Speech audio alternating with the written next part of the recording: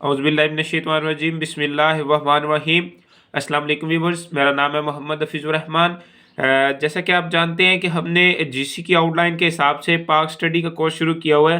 तो पहले 3 लेक्चर जो है इस पे अपलोड हो चुके हैं, जिसमें रीजनरेशन ऑफ मुस्लिम सोसाइटी का टॉपिक आ जाता है, उसके बाद कॉजेज़ ऑफ डाउनफॉल, और थर्ड पे आता है वार ऑफ इंडिपेंडेंस।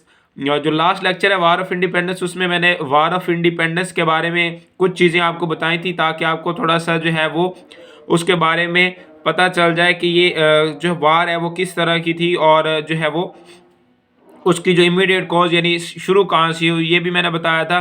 और उसी वीडियो के अंदर मैंने कहा था कि इसके पीछे और भी बहुत वजूहात थी, जिनकी वजह से ये वार स्टार्ट तो होनी थी लेकिन जल्दी स्टार्ट हो गई। वो जो कॉज मैंने बताई कार्टेज वाली, उसकी वजह से। ठीक है, तो आज हम उन्हीं कॉजेज को जो है वो डिस्कस करने लगे हैं कि उस जो है वो इमीडिएट कॉज, उसके अलावा जो है कौन कौन सी वजूहात रही जिसकी वजह से जो है वो तमाम के तमाम जो बड़े सगीर के लोग थे वो ये जंग लड़ना चाहते थे आज़ादी की ईस्ट इंडिया कंपनी के खिलाफ। ठीक है, तो उनमें उनको मैंने डिवाइड किया है पॉलिटिकल कॉजेज में, जो है वो मिलिट्री कॉजेज में, और रिलीजन कॉजेज में। ठीक है, अलग-अलग टाइप्स बनाई हैं। तो इस वीडियो के अंदर हम 2 टाइप्स को डिस्कस करेंगे, एक पॉलिटिकल कॉजेज और दूसरी है मिलिट्री कॉजेज। ठीक है, कि पॉलिटिक्स किस तरह से मुतासिर थी ईस्ट इंडिया कंपनी से, और वो क्यों, किस वजह से जो है वो ईस्ट इंडिया कंपनी के खिलाफ जो है वो जंग लड़ना चाहती थी। ठीक है,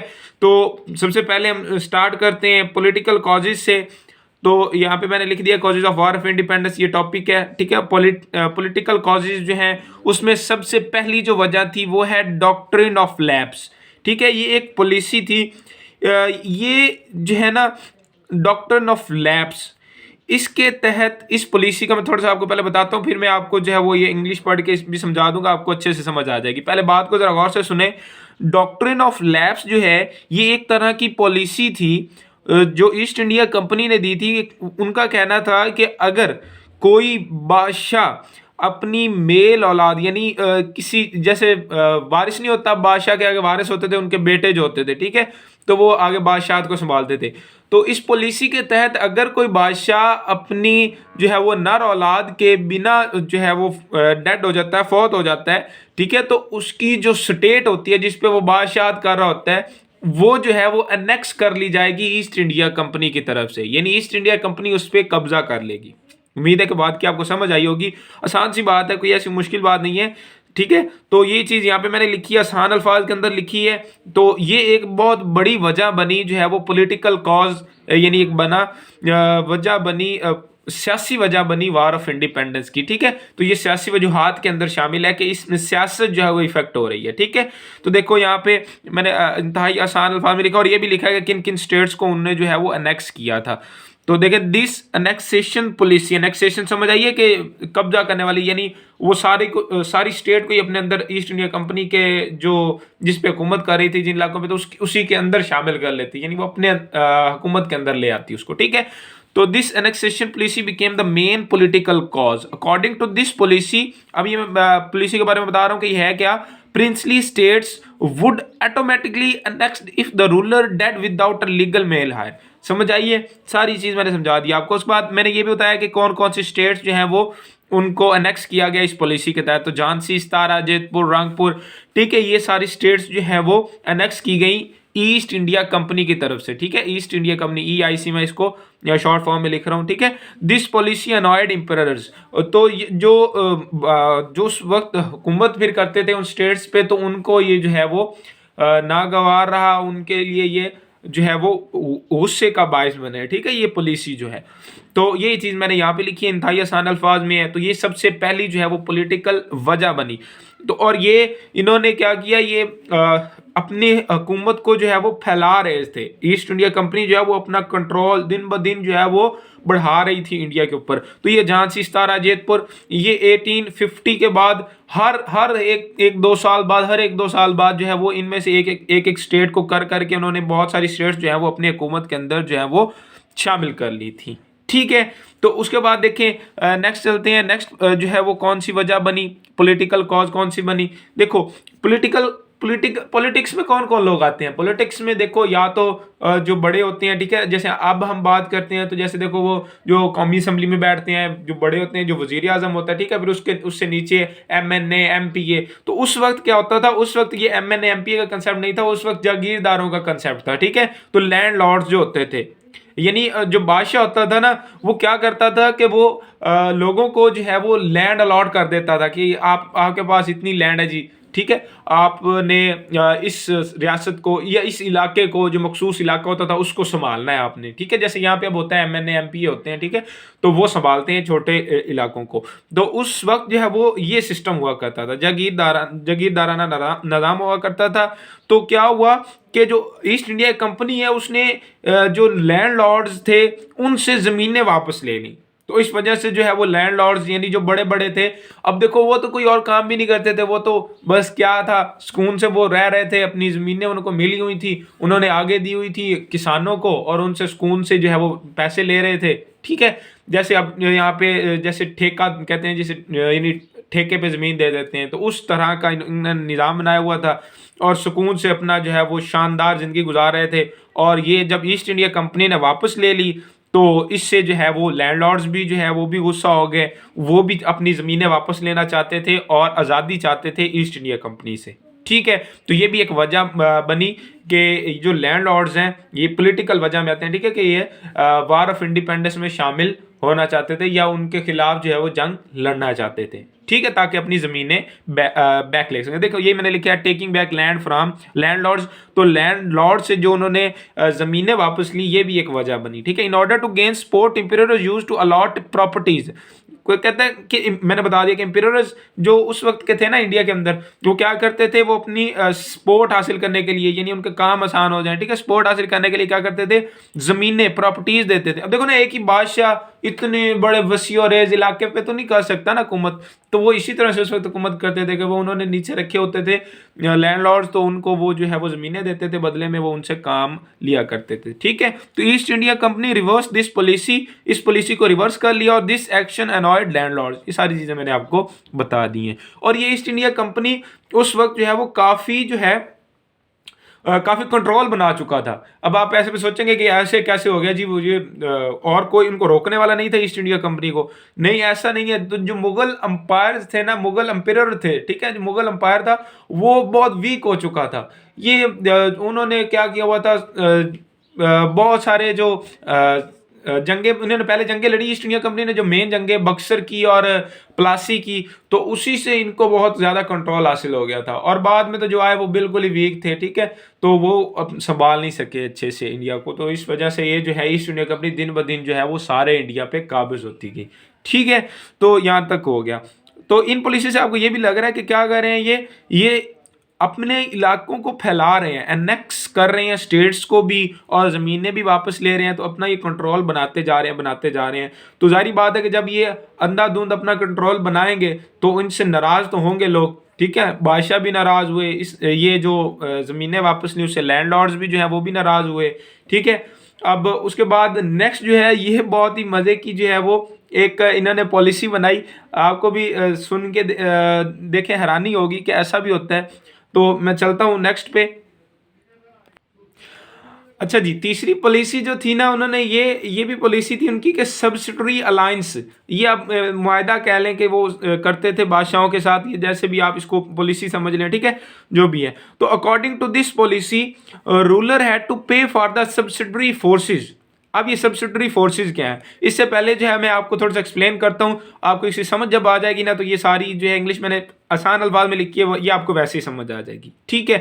तो ध्यान से सुनिएगा, ये जो सब्सिडरी अलायंस था ना, ये इस किस्म का था कि देखें, इन्होंने कहा कि ना, इन्होंने जैसे वो सिराजुद्दौला को शिकस्त दी ना, तो उसके बाद उन्होंने ये सब्सिडरी अलायंस उनसे जो है वो साइन करवा लिया था। अब इस सब्सिडरी अलायंस के अंदर क्या था, सब्सिडरी अलायंस के अंदर ये था कि कोई भी जो बादशाह है, जो या स्टेट का जो सरबराह है, वो अपनी आज़ाद आर्मी नहीं रख सकता। ध्यान से सुनिएगा, वो क्या कर सकता है, वो अपनी आज़ाद आर्मी नहीं रख सकता। वो क्या, वो फिर अपनी हिफाजत कैसे करेगा स्टेट की?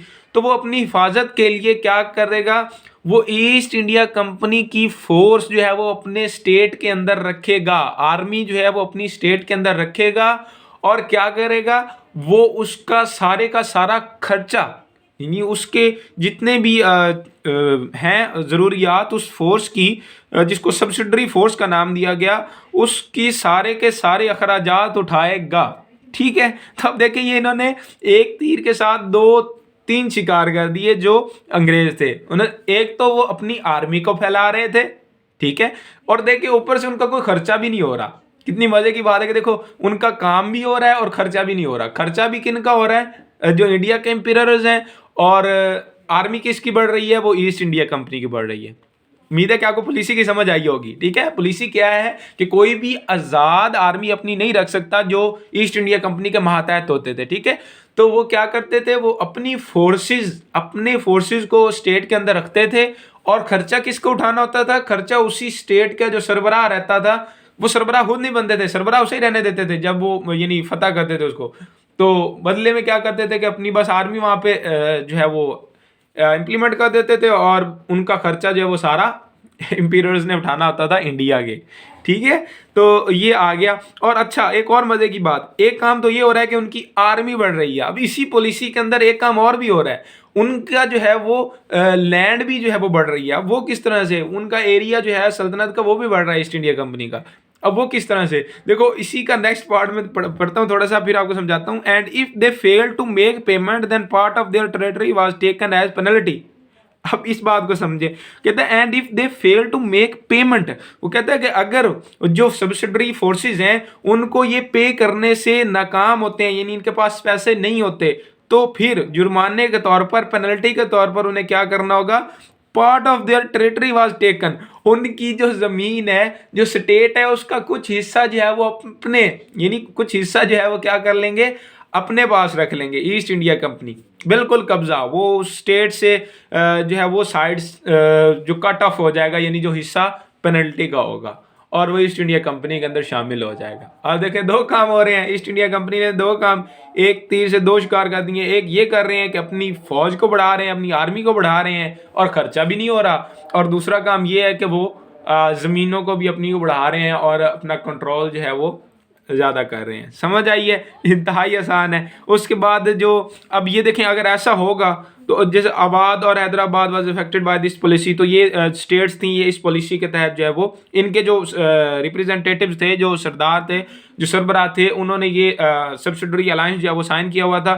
लेकिन वो पेमेंट जब नहीं कर सकते तो उनकी जो है वो आधी किसी की, ठीक है, और किसी की जो है वो कुछ हिस्सा जो है वो ज़मीनों को एनेक्स कर लिया जाता था ईस्ट इंडिया कंपनी की तरफ से। उम्मीद है कि बात की समझ आई होगी, इंतहाई आसान बात है। तो आप ये भी एक पॉलिटिकल कॉज था कि देखें इसकी वजह से भी जो है वो छोटी छोटी स्टेट्स के जो सरबराह थे वो इफेक्टेड थे। ठीक है, तो वो भी चाहते थे कि अपनी स्टेट्स को वापस ले लें, तो ये सब्सिडरी अलायंस जो है ये उनको नाखुशगवार लगी ये पॉलिसी। ठीक है, तो ये पॉलिसियाँ ऐसी बनाई इन्होंने कि जिनमें उनका फायदा हो रहा था, लेकिन जो इंडिया के थे ना लोग, वो इससे परेशान थे। ठीक है, और एक और काम जो ये आप नेक्स्ट हमारे पास पॉलिसी आ रही है, उन्होंने क्या किया था, बहादुर शाह जफर को यानी डिसरिस्पेक्ट किया था, उनका अदब नहीं कर रहे थे। हालांकि देखो ये मुगल जो बादशाह थे, ये बड़ी कई सौ सालों तक, 300-350 सालों तक इन्होंने हुकूमत की, तो इनको मुसलमान, और ये मुसलमान थे, ठीक है, तो अब ये मुसलमानों को भी अपने खिलाफ कर लिया इन्होंने ये काम करके। वो डिसरिस्पेक्ट किस तरह से की, ठीक है, तो वो बहादुर शाह जफर की डिसरिस्पेक्ट किस तरह से की वो भी मैं आपको समझाता हूँ। नेक्स्ट जो है हमारा यही है, ठीक है, पॉइंट। तो नेक्स्ट पॉइंट पे चलते हैं। नेक्स्ट पॉइंट हमारा देखो ये है disrespect shown towards Bahadur Shah Zafar. अब ये क्या कैसे किया इन्होंने, देखो 1835 के अंदर इन्होंने क्या किया, इन्होंने ये बहादुर शाह जफर के जो है वो बादशाह बनने से पहले की बात है, ठीक है, तो 1835 के अंदर जो कंपनी ने कोइंस मेंट किए यानी बनाए, ठीक है, तो उनसे उन्होंने क्या किया, जो मुगल का किंग था उस वक्त, उसका जो नाम है वो भी रिमूव कर दिया। जैसे अब होता है ना कि जैसे हमारा अब नोट हैं, ठीक है, नोट छपते हैं तो उस पे कायदे आजम साहब की तस्वीर होती है, ठीक है। तो अब कोई आके पाकिस्तान पे जो है वो कब्जा करे और वो कायदे आजम की तस्वीर ही हटा दे, तो देखो ये डिसरिस्पेक्ट ना हुई, ऐसा बर्दाश्त करेंगे हम? कभी भी नहीं करेंगे, ठीक है। तो ये चीज़ है। तो उस वक्त क्या हुआ, 1835 के अंदर उन्होंने ईस्ट इंडिया कंपनी जो थी उसने क्या किया, जो अपने नए सिक्के बनाए उससे जो है वो मुगल बादशाह को नाम ही जो है वो रिमूव कर दिया। ये तो पहली डिसरिस्पेक्ट हो गई, ठीक है। इन 1856 के अंदर लॉर्ड कैनन ये गवर्नर था, ठीक है, ईस्ट इंडिया कंपनी की तरफ से, ठीक है। तो announce that after the death of Bahadur Shah his successor would not be allowed to use the imperial titles. अब इसने क्या कर दिया जी, इसने अनाउंस किया, लॉर्ड कैनन ने 1856 के अंदर कि ना जो बहादुर शाह है इसके जो सक्सेसर हैं, यानी इसके बाद जो बादशाह बनने होते हैं, ठीक है, उसको सक्सेसर कहते हैं किसी भी बादशाह का। तो ठीक है, तो जो सक्सेसर हैं वो जो है वो उनको अलाउ नहीं है कि वो इंपीरियल टाइटल्स, यानी जो बादशाह ये जो शाह नाम टाइटल्स होते हैं, जैसे यानी बादशाह का जैसे टाइटल है, ठीक है, तो इस तरह के जो टाइटल्स हैं ना, इंपीरियल टाइटल्स में वो अपने नाम के साथ जो है वो इस्तेमाल नहीं कर सकते। ये पहला मसला जो है वो पहली डिसरिस्पेक्ट की गई बहादुर शाह जफर की, ठीक है। और फिर उसके बाद जो है मैंने ये लिखा है, लेकिन ये इससे पहले का वाक़या 1856 से पहले का है। ये 1848 से लेकर 1856 तक एक गवर्नर था और 1856 से आगे जो है वो लॉर्ड कैनन था, ठीक है। तो 1856 से जो पहले गवर्नर था लॉर्ड डेल हाउस, इसने भी ये अनाउंस किया था, इसने अनाउंस किया था कि that king's successor would have to leave the imperial place after the death, ठीक है, after the death of Bahadur Shah. यानी बहादुर शाह की डेथ के बाद जो उसके सक्सेसर हैं उनको जो उनका जो महल है उसको भी छोड़कर जाना होगा, जो रेड फोर्ट था दिल्ली के अंदर, ठीक है। तो ये देखो ये दो जो है ये डिसरिस्पेक्ट है बहादुर शाह जफर के टुवर्ड्स। तो ये भी सियासी वजूहात के अंदर है कि इससे भी क्या हुआ कि सियासत जो है वो डिस्टर्ब हुई इंडिया की। तो इन्होंने इतनी ये दखल अंदाजी की, मुख्तलिफ पॉलिसीज़ इतनी सख्त बनाई और ऊपर से ये जो है वो डिसरिस्पेक्ट की बहादुर शाह जफर की। तो ये मैंने मेन जो हैं वो 4 पॉइंट्स बनाए हैं पॉलिटिकल कॉजेज़ के, तो आप इन्हीं को याद कर लें। उसके बाद नेक्स्ट वीडियो में इंशाल्लाह मैं आपको मिलिट्री कॉजेज़ के बारे में बताऊंगा, ठीक है। उसमें वो इमीडिएट कॉज जो है कार्टरिजेस वाला वो भी आ जाएगा और बाकी जितनी भी कॉजेज होंगी वो भी मैं आपको एक्सप्लेन कर दूंगा, ठीक है। तो आपने ध्यान रखना है जो बातें मैंने बताई हैं, ठीक है। डॉक्ट्रिन ऑफ लैप्स क्या है कि अगर कोई बादशाह मेल औलाद के बगैर मार जाता है तो उसकी जो स्टेट है वो एनेक्स कर ली जाएगी ईस्ट इंडिया कंपनी की तरफ से। फिर दूसरी जो इन्होंने काम किया कि लैंडलॉर्ड से जो है वो लैंड वापस ले ली, जिससे लैंडलॉर्ड जो है वो भी इनसे नाराज थे। तीसरा काम जो सब्सिडरी अलायंस इनकी एक थी, ठीक है, और वो उसके तहत क्या था कि कोई भी स्टेट अपनी आज़ादाना फोर्स नहीं रख सकती, वो सब्सिडरी फोर्सेज रखेंगे, यानी ईस्ट इंडिया कंपनी के फोर्सेज रखेंगे और पे भी उनको, यानी उनके सारे खराजात भी जो है वो उसी स्टेट का सरबराह उठाएगा। और अगर वो नहीं उठा सकता, फर्ज करें वो लेट हो जाता है वो पे करने में पेमेंट, तो फिर क्या होगा कि उनका कुछ ना कुछ हिस्सा ज़मीन का पेनल्टी के तौर पर रख लिया जाएगा, जिससे आबाद और हैदराबाद के कुछ जो है वो टेरेटरी को जो इन्होंने कब्जा भी कर लिया, उसको अनेक्स भी कर लिया था, ठीक है, इसी पेनल्टी के तौर पे। तो डिसरिस्पेक्ट मैंने लास्ट में बताया है कि एक तो 1835 के अंदर उनका नाम जो है वो मिटा दिया गया मुगल किंग का, जो क्वीन मेंटेड की है, मेंटेड का मतलब होता है बनाना, ठीक है, जो कंपनी ने मेंट की है क्वीन, उनसे जो है वो हटा दिया। और 1856 के अंदर लॉर्ड कैनन ने अनाउंस किया कि बहादुर शाह जफर के जो आगे आने वाले हैं, ठीक है, सक्सेसर्स हैं, वो अपने नामों के साथ इंपीरियल टाइटल्स नहीं लगा सकते। और इससे पहले लॉर्ड डेल हाउस ने भी एक अनाउंसमेंट की थी, इसने कहा था कि जो किंग के सक्सेसर हैं वो उनको इंपीरियल प्लेस को यानी रेड फोर्ट को छोड़ के दिल्ली में किसी और जगह पे रहना होगा, ठीक है, बहादुर शाह जफर की डेथ के बाद। तो ये सारी वजूहात थी। तो इन वजूहात की बिना पर जो सारे के सारे थे, ये जो भी इस पॉलिसी के थ्रू इफ़ेक्ट हुए, वो सारे के सारे जो है वो जंग आज़ादी लड़ना चाहते थे, इनसे आज़ादी चाहते थे ईस्ट इंडिया कंपनी से। तो वो उन्होंने प्लान तो पहले से किया हुआ था। तो ये मई के लास्ट पे जंग शुरू होनी थी, लेकिन वो इमीडिएट कॉज जो मैंने लास्ट वीडियो में आपको बताया है उसकी वजह से जो है वो ये जंग टाइम से पहले शुरू हो गई और इसी को एक फेलियर की वजह भी माना जाता है, ठीक है। तो वो भी हम लास्ट में देखेंगे कि जंग जो है वो उसमें नाकामी हमें क्यों हुई। ठीक है। ये आपको समझ आई है सारी। नेक्स्ट वीडियो हमारी मिलिट्री कॉजेज पे, उसके बाद फिर जो है वो सोन जो है जिस तरह से हम चल रहे हैं सारी चीज़ें चलती जाएंगी। तो इस टॉपिक के तकरीबन 3-4 पार्ट बन जाते हैं और ये अलग-अलग क्वेश्चंस आते हैं जिस तरह से मैं जो है वो वीडियोस बना रहा हूँ। ठीक है, तो उम्मीद है कि आपको सारी बात की समझ आई होगी। आज के लिए इतना ही, मिलते हैं नेक्स्ट वीडियो में। Remember the name HR academy. शुक्रिया, अल्लाह हाफिज़।